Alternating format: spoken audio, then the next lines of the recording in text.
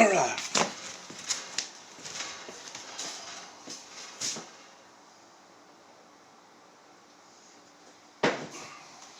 Okay guys, I've been asked to do a Q&A about the paranormal.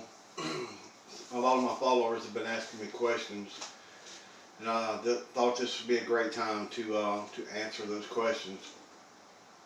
But the first one is from my wife. It says, "Why are you fascinated with paranormal?" And I'll just go ahead and go into details with that. When I was 21 years old, my grandparents lived in an old shotgun house. There was a long hallway from the front door to the back, and the back is where the bathroom was at. Well, I slept in the front bedroom. And about midnight, sorry, I've got allergies and it's hard to breathe right now. But I slept in the front bedroom, and the bathroom is all the way in the hall, and it's pitch black in the house. So as I get up and walk down the hall to the bathroom, I knew that the kitchen door would probably be open. So I reached out in the darkness and pushed the kitchen door open, and there was a ghost apparition of a young boy. I would say probably in his teens. It was so clear I could tell you what he was wearing. He was wearing overalls, no shirt. The legs were rolled up. But what was even more amazing than that is that he looked at me with a look of shock on his face. In other words, what it told me was that he was shocked that I could see him. Well, needless to say, I didn't go to the bathroom. I ran back to my bedroom and went to sleep. And years later, my grandmother told me that that was one of my great uncles that died. But yeah, that was my first experience. And to this day, I have never encountered an apparition that close and that clear.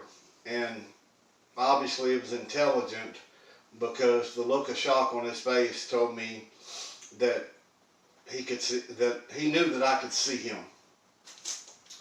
So yeah, to answer my wife, it says, "Why are you so fascinated with the paranormal?" Well, that was the beginning of it. And how can you not be fascinated with something that, is not supposed to be real? It's fascinating to hear voices out of thin air, or to see a spirit or a shadow figure that's not supposed to be real. So yeah, it's very fascinating. Next question comes from Judy Pham. How can ghosts manifest or speak? All right. In my experience, see, when it comes to the paranormal field, we have what you call theories. We don't have permanent answers, right or wrong. We have theories. My theory is the reason. I don't know if y'all saw my video where the light orb manifested and it stayed there for like 2.5 minutes, and I talked to it the whole time. Well, it drew the energy from my camcorder. And I believe that an entity, or ghost, or spirit, whatever you want to call it, has to have some sort of energy source to manifest or to speak.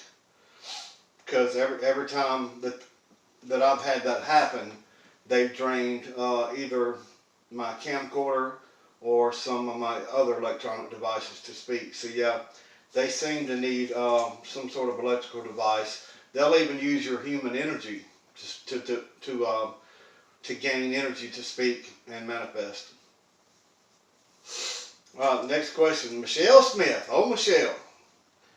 She said, "Do you ever get scared? Do you ever get scared on paranormal investigations?" I wouldn't call it scared. I would call it a respectful fear. I don't want to be so scared that it prevents me from doing my job. But I have what you would call a respectfulness towards the spirits, a respectful fear. Now there are some times where something will happen so fast that it startles me, and it will scare the crap out of me. But it's more or less just because it startles me. Now, when we catch a deep voice or a deep EVP, now that really is scary. you know, because to me, that is coming from a negative spirit. So yeah, there are times where I really do get scared. Okay, my sister Carrie McLean, she asked, do any of the ghost entities follow me home? Well, I used to think that one or two did, but I don't think so. I've never seen or witnessed anything at our home that would tell me that they have, you know. But you got to understand, I have holy water. And before I leave any location, I bless myself with holy water, and I tell the spirits they cannot follow me home. And so far, that has worked very well. So yeah, I bless myself with holy water. I make it plain that they cannot follow me home. And so far, that's worked. So, Sissy, I hope that answers your question. Lynette Manning asked, are you ever concerned about being possessed? I haven't, no. I really haven't. Now, I have felt some very dark energy from some of the spirits, you know, but I try not to open myself up all the way to them. And like I said, plus I use the holy water. I bless myself before an investigation and afterwards. And I refuse to open myself up all the way and invite something in, you know. So no, I really don't have a fear of being possessed, because I have seen other people possessed, and it generally happened when they open themselves up to an evil entity, and that is not something I recommend at all. D-Lead Boss, what's the most intriguing experience you ever had with the paranormal? Hands down, you know, I can no longer say the place where we used to investigate, but I'm pretty sure y'all know where it was. That place was full of screams. It was full of disembodied voices, yells, shadow figures. But the most intriguing, Dee wants to know the most intriguing experience is when that light orb, or that light anomaly, manifested in front of my camera and stayed there for about 2.5 minutes. And I communicated with it the whole time. The entire time, it felt like an angelic presence. It didn't feel bad, it felt angelic. And at one point, a couple of times, it even tried to manifest into a body. And if you watched it, it kept shooting over to my camcorder to draw energy. But there was a couple of times where it almost manifested into a full-bodied apparition. But I felt like that was an angel. I mean, to me, I'm 100% sure that it was an angel. And I had never in my life had one manifest for that long. And it's an honor to be able to have witnessed that. Tina Canary, does the paranormal equipment work like it is supposed to? Yeah. I have no problem with my paranormal equipment as far as the camcorder itself. Now, spirits and ghosts, they will drain your battery if they're trying to manifest or speak. I have been in there and have no battery problems whatsoever. So that tells me that if they're draining it, then they're really trying to speak or manifest or move an object, you know. EVP recorders work great. So far, everything that I've used, the spirit boxes work great. Yeah, so far everything I've used as far as paranormal equipment has been pretty spot on. Miss Olga Warner once asked me, did I think that I had any attachments? And this goes back to the other question. No, I've never felt like I had any attachment. There was one time I did, and I think it was just I got a little overwhelmed with negative energy, and that was when I started blessing myself with holy water. And the holy water I use has been blessed by a priest. And so I started blessing myself before investigations and after. and I do not feel like I have an attachment. Some people say I do, and I could have. I'm just saying I've never seen it, you know. Danny Stone once asked me, are all spirits negative? I used to think they were, but no, they're not. I can't explain it. Once again, this gets back to the theory. Everything in the paranormal field is a theory. There are some spirits that are good spirits. I call them protectors. That light anomaly that stayed with me for 2.5 minutes, that was an angelic light anomaly. I believe we had good spirits here that are protectors. I mean, I don't know what else you'd call them, you know. But yes, there are a lot of bad spirits.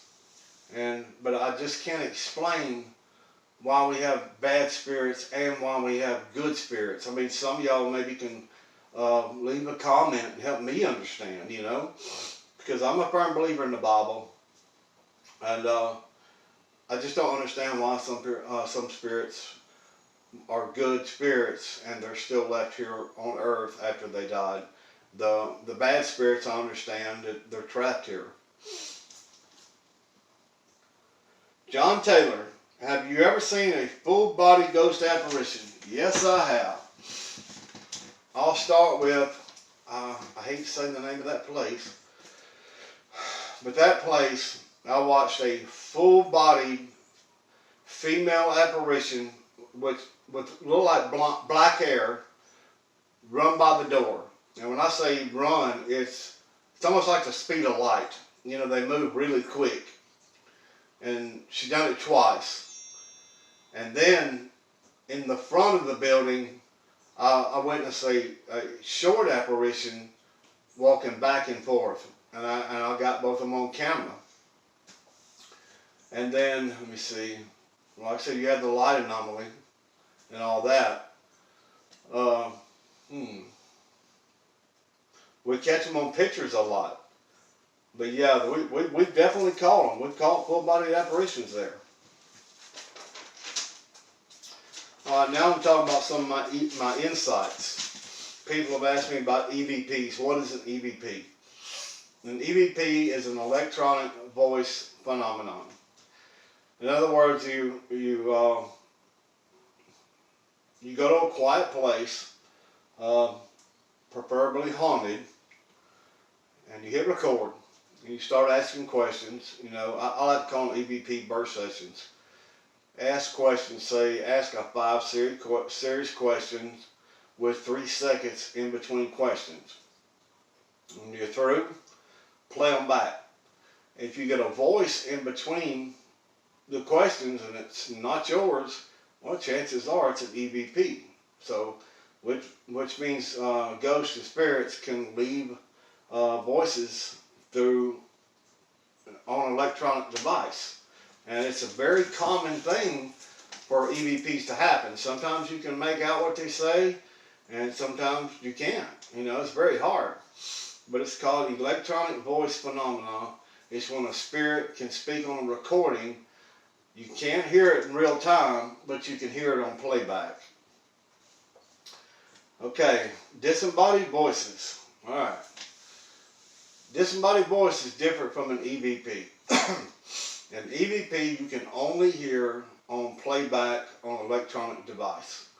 A disembodied voice you can hear with your ears, whether it's on an electronic device or not.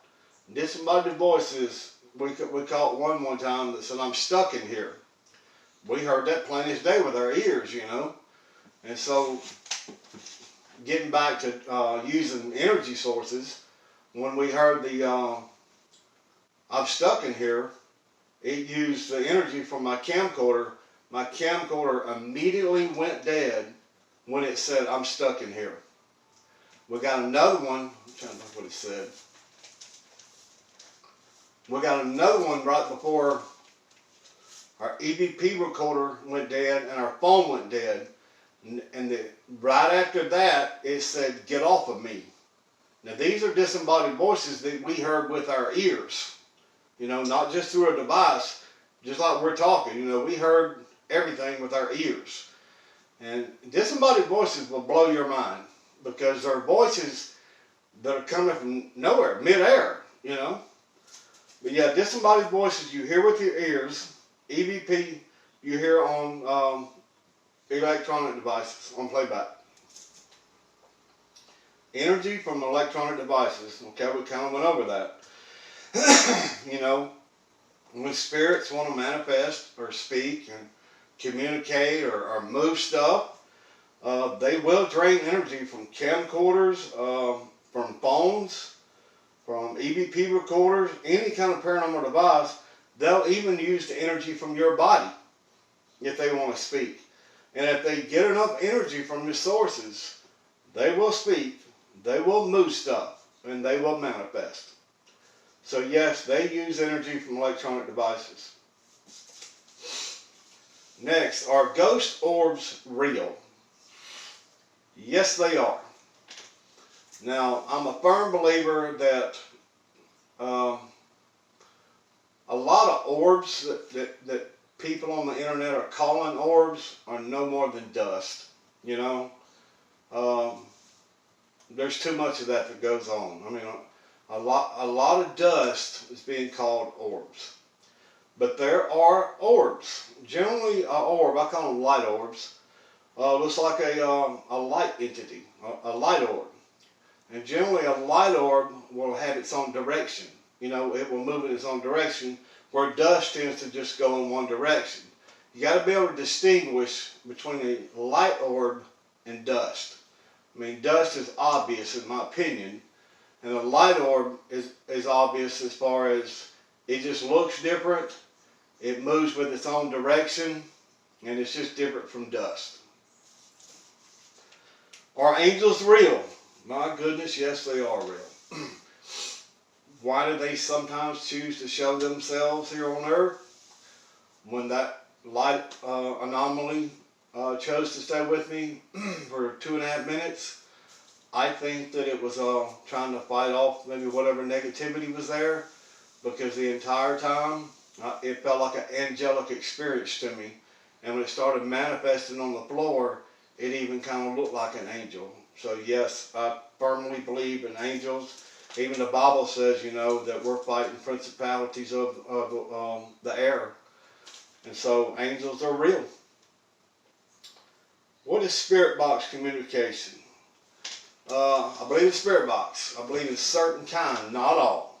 I use the SB7 and the SB11. I tend to have better luck out of the SB7. What I do is I run it in reverse mode, and I try to run it with the antenna halfway down, because you're going to get some radio interference. What you have to look for is the words in between the radio interference. Also listen to answers to your questions. I have caught some phenomenal answers to some questions.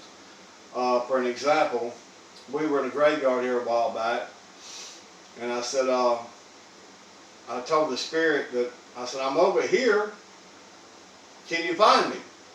The spirit, plain as day, said, I found the scanner, which is the spirit box, and that blew me away. And we've caught a lot of good responses on the SB7. Now the SB11, if it's honed in right, I'm still learning it, then you can catch some great voices too. But the SB7, I play in reverse all the time, because playing forward, you know, there's chances are that you could get radio interference and it makes sense. But if you play it in reverse and you get sentences that make sense, chances are that it's a spirit. The bottom line, not everything is paranormal, okay? I see where a lot of people are showing pictures of what they think is paranormal when it's just pure matrixing, you know. Not everything is paranormal. Not every sound, not every sight, pictures especially, you know. You got to be willing to debunk, you know. Always be willing to debunk something that you think is paranormal. And if you find out it's not paranormal, then that's good too, you know. A teacher of mine once told me Be willing to debunk each instance, and then what you're left over with will probably be paranormal. So just remember that.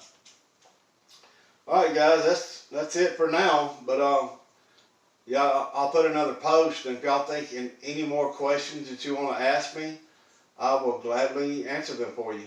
Oh, we're looking for more places to investigate if y'all can think of any. Thank you, guys.